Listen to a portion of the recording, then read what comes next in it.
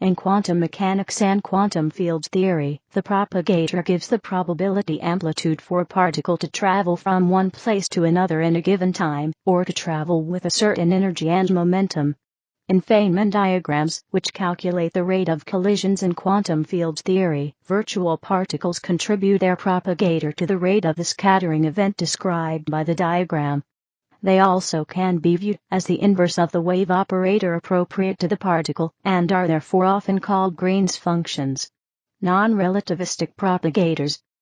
In non-relativistic quantum mechanics, the propagator gives the probability amplitude for a particle to travel from one spatial point at one time to another spatial point at a later time.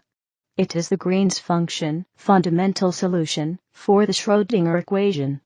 This means that, if a system has Hamiltonian H, then the appropriate propagator is a function satisfying, where Hx denotes the Hamiltonian written in terms of the x coordinates, x denotes the Dirac delta function, x is the Heaviside step function, and k, x, t is the kernel of the differential operator in question, often referred to as the propagator instead of g. In this context, and henceforth in this article, this propagator can also be written as where t is the unitary time evolution operator for the system taking states at time t to states at time t.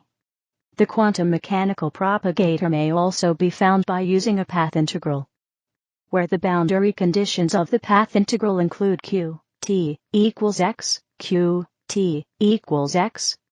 He rel denotes the Lagrangian of the system. The paths that are summed over move only forwards in time. In non-relativistic quantum mechanics, the propagator lets you find the state of a system given an initial state and a time interval. The new state is given by the equation. If k, x, t only depends on the difference xx, this is a convolution of the initial state and the propagator. Basic examples: propagator of free particle and harmonic oscillator. For a time translationally invariant system, the propagator only depends on the time difference tt, so it may be rewritten as the propagator of a one-dimensional free particle with the far-right expression obtained via saddle point approximation is n. Similarly, the propagator of a one-dimensional quantum harmonic oscillator is the Mailer kernel. For the n-dimensional case, the propagator can be simply obtained by the product. Relativistic propagators. In relativistic quantum mechanics and quantum field theory, the propagators are Lorentz invariant. They give the amplitude for a particle to travel between two spacetime points. Scalar propagator. In quantum field theory, the theory of a free, non-interacting scalar field is a useful and simple example which serves to illustrate the concepts needed for more complicated theories. It describes spin-zero particles. There are a number of possible propagators for free scalar field theory. We now describe the most common ones. Position space. The position space propagators are Green's functions for the Klein-Gordon equation. This means they are functions g, x, y, which satisfy where x, y are 2 points in Minkowski spacetime. Is the Alembert operator acting on the x coordinates. X, y is the Dirac delta function. As typical in relativistic quantum field theory calculations, we use units where the speed of light, c, and Planck's reduced constant, r set to unity. We shall restrict attention to four-dimensional Minkowski spacetime. We can perform a Fourier transform of the equation for the propagator, obtaining.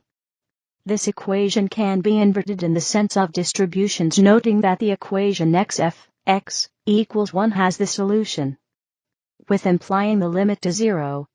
Below, we discuss the right choice of the sign arising from causality requirements.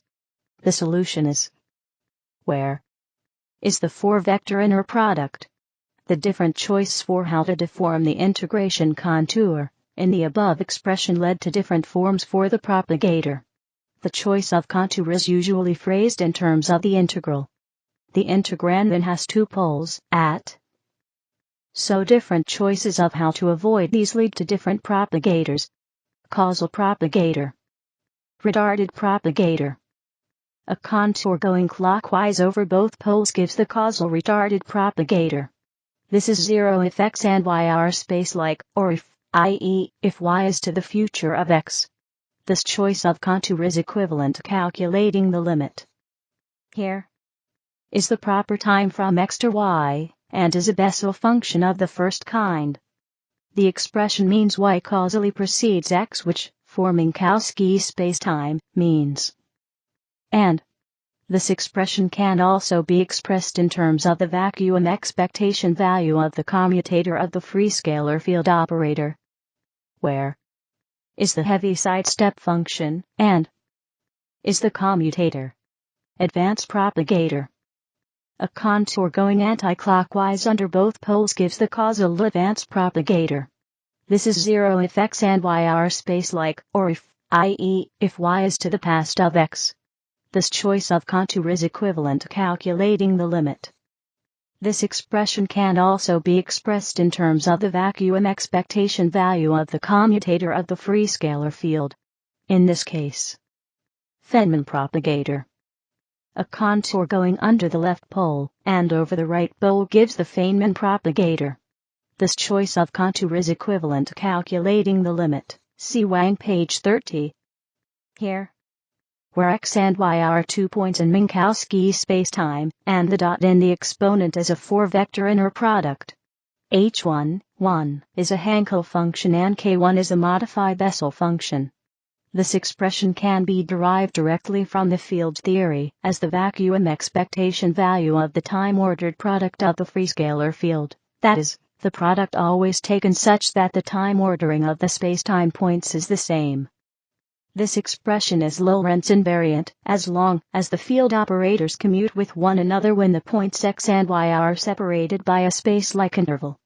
The usual derivation is to insert a complete set of single particle momentum states between the fields with Lorentz covariant normalization, then show that the functions providing the causal time ordering may be obtained by a contour integral along the energy axis, if the integrand is as above, hence the infinitesimal imaginary part, to move the pole off the real line. The propagator may also be derived using the path integral formulation of quantum theory. Momentum space propagator. The Fourier transform of the position space propagators can be thought of as propagators in momentum space. These take a much simpler form than the position space propagators. They are often written with an explicit term, although this is understood to be a reminder about which integration contour is appropriate, see above.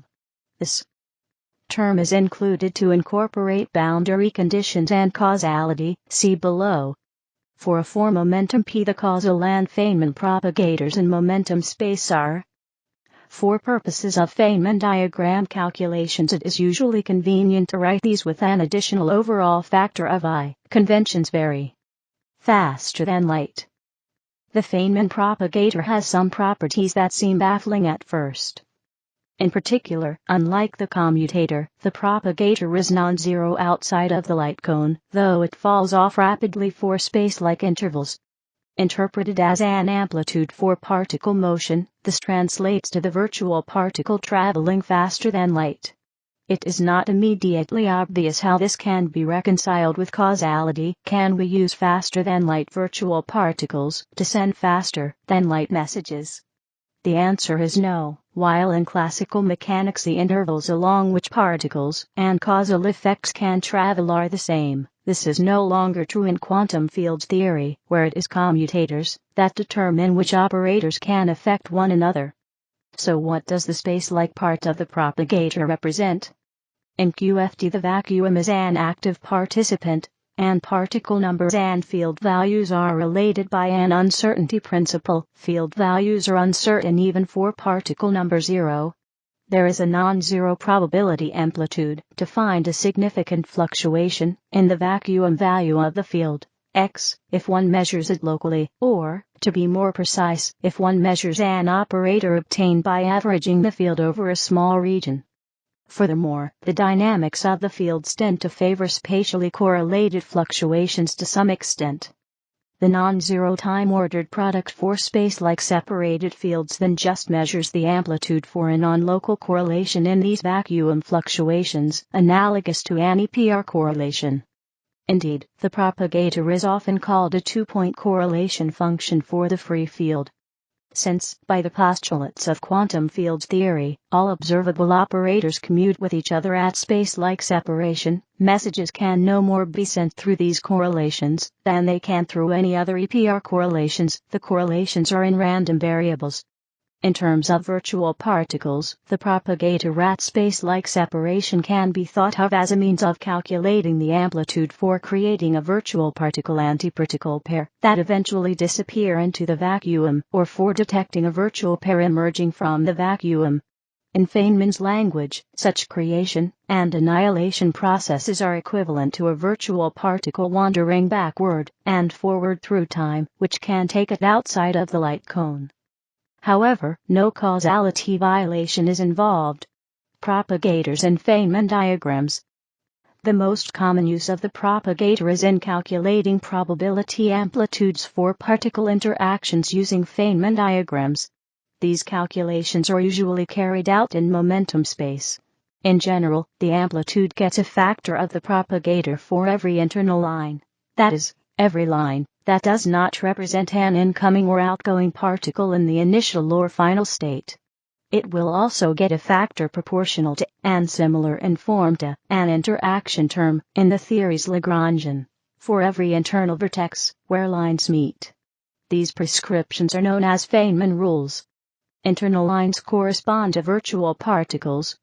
Since the propagator does not vanish for combinations of energy and momentum disallowed by the classical equations of motion, we say that the virtual particles are allowed to be off-shell.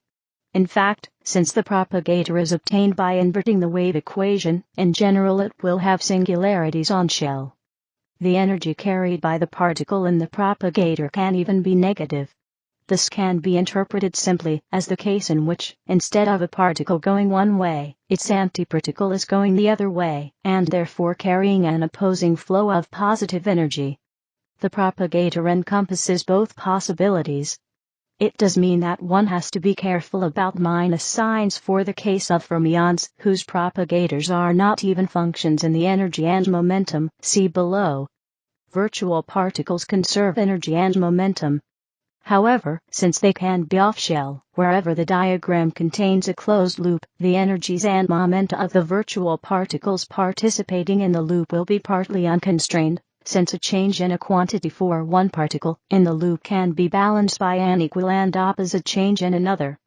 Therefore, every loop in a Feynman diagram requires an integral over a continuum of possible energies and momenta.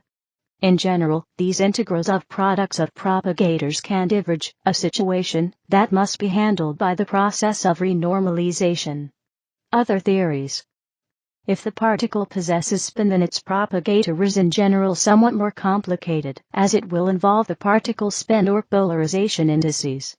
The momentum space propagator used in Feynman diagrams for a Dirac field representing the electron in quantum electrodynamics has the form where the are the gamma matrices appearing in the covariant formulation of the Dirac equation. It is sometimes written using Feynman/ notation. For short. In position space we have. This is related to the Feynman propagator by where the propagator for a gauge boson in a gauge theory depends on the choice of convention to fix the gauge. For the gauge used by Feynman and Stackelberg, the propagator for a photon is. The propagator for a massive vector field can be derived from the Stackelberg Lagrangian. The general form with gauge parameter reads. With this general form one obtains the propagator in unitary gauge 4 equals 0, the propagator in Feynman or de Hooft gauge 4 equals 1, and in Landau or Lorentz gauge 4 equals. There are also other notations, where the gauge parameter is the inverse of. The name of the propagator, however, refers to its final form, and not necessarily to the value of the gauge parameter. Unitary gauge. Feynman, de Hooft gauge. Landau, Lorentz gauge. Related singular functions. The scalar propagators are Green's functions for the Klein-Gordon equation. There are related singular functions which are important in quantum field theory. We follow the notation in Bjork and Antrell. See also Bogolyubov and Cherkov, Appendix A. These functions are most simply defined in terms of the vacuum expectation value of products of field operators. Solutions to the Klein-Gordon equation. Pauli-Jordan function. The commutator of two scalar field operators defines the Pauli-Jordan function by with. This satisfies and is zero if positive and negative frequency parts, cut propagators. We can define the positive and negative frequency parts of, sometimes called cut propagators, in a relativistically invariant way. This allows us to define the positive frequency part and the negative frequency part. These satisfy and auxiliary function. The anti-commutator of two scalar field operators defines function by with.